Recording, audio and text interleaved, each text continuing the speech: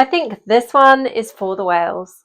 So I'm talking about the new Rift Racer event that is in game. So anyone can play this. You just need a team of 4 of you, and there is normal mode and there is nightmare mode. So we are doing the normal mode here. This was our 3rd run of the evening and our final run of the evening as well. I'm with GZ, I'm with Appy from Clan, and Monkey Boy as well. I'm going to go for the Vitu's buff here. I tried a different buff to begin with, and it wasn't what I really needed for my build or class. So Vitu's is the one that I'm going for.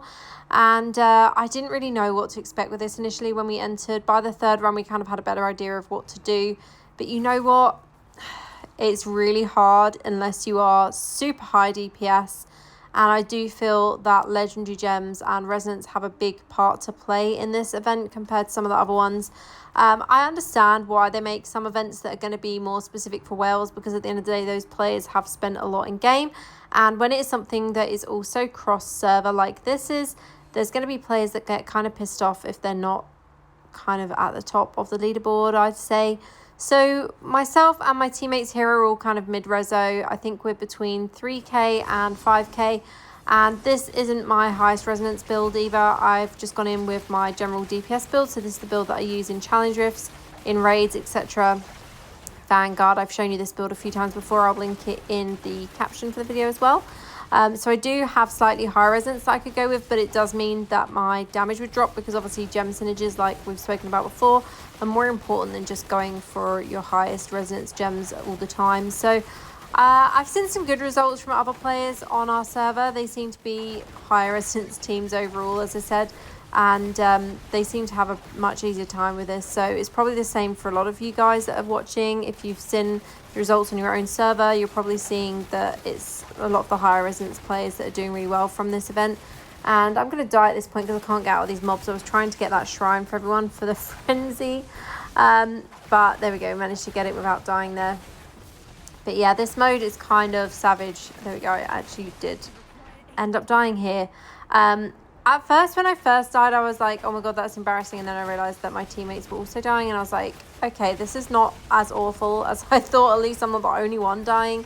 But I'm using a spam build here, and I don't know if that was actually the better option. I think I might have been better going with something where I could maybe spam my primary attack as well as skills, as I do feel that for me and on a mobile, the spam builds aren't always the best, even though this worked quite nicely, as I already mentioned, in challenge rifts, in Vanguard and dungeons, etc. For this mode, I think I needed to actually have some time to put something specifically together for it, which I didn't have a chance to do. We kind of just decided to do this like an hour or so before playing. And before that, my phone was on charge so that I could actually play. As you can see, my battery is really low. So I didn't get enough time to even charge it up fully. And yeah, this wasn't what I kind of expected from this mode. And when the boss spawns, a portal does pop up if you're quite far from it, so you can click on that portal and it will take you straight to the boss. Now, one thing that is really important with this mode is to obviously stay with your team. On the first attempt, we got split up. It was like 2 of us in 2 separate groups. So yeah, we split equally, and that didn't really work so well. And you can see the boss also deals a huge amount of damage. So we've got the Durat here.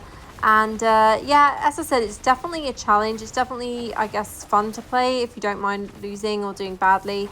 I think we ranked 21st on the leaderboard once we finished, but it didn't update for me when I checked it at the end of this video, which you'll see in a moment.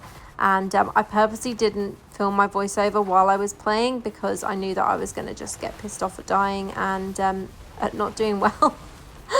So you can see Appy and GZ are the top for damage on our team. As I said, you can't see where the others rank, which I think is kind of disappointing.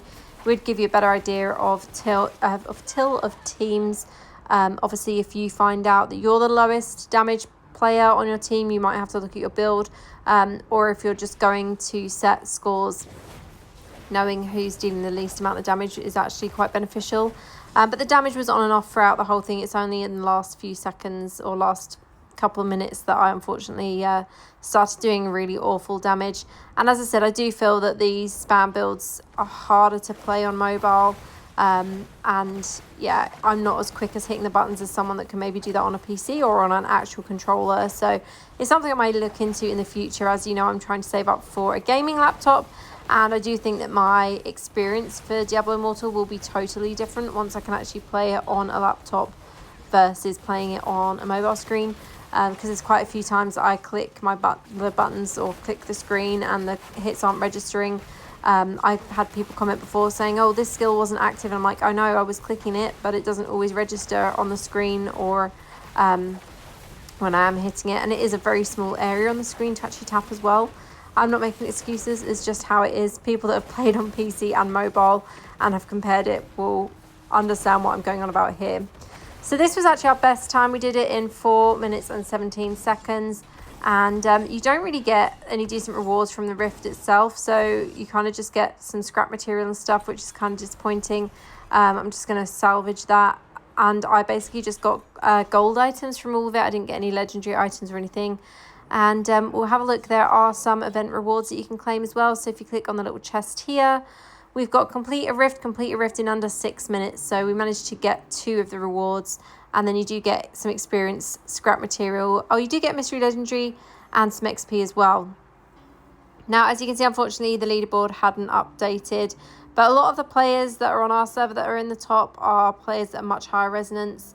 And yeah, we're just not at that with my group. We're just more of slightly more casual players and not anywhere near as high resonance. As you can see, Orloff's team is at the top of the leaderboard for the event so far, which is to be expected. And for me, this event is one that I do not mind missing, and I'm probably not going to try and attempt it again. Let me know if you've attempted this. Let me know how you're doing on your server results. But yeah, for me, I'm not really that bothered about playing this again. Now that I've had the experience of it, that's enough for me.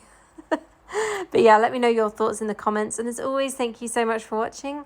I'll see you in the next one. If you've enjoyed this video, please consider donating on my Buy Me a Coffee link. As I said, I'm saving up for a gaming laptop on there. And I'd really like to be able to create some different content and start streaming for you guys as well.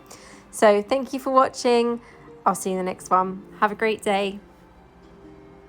Official Diablo Partner.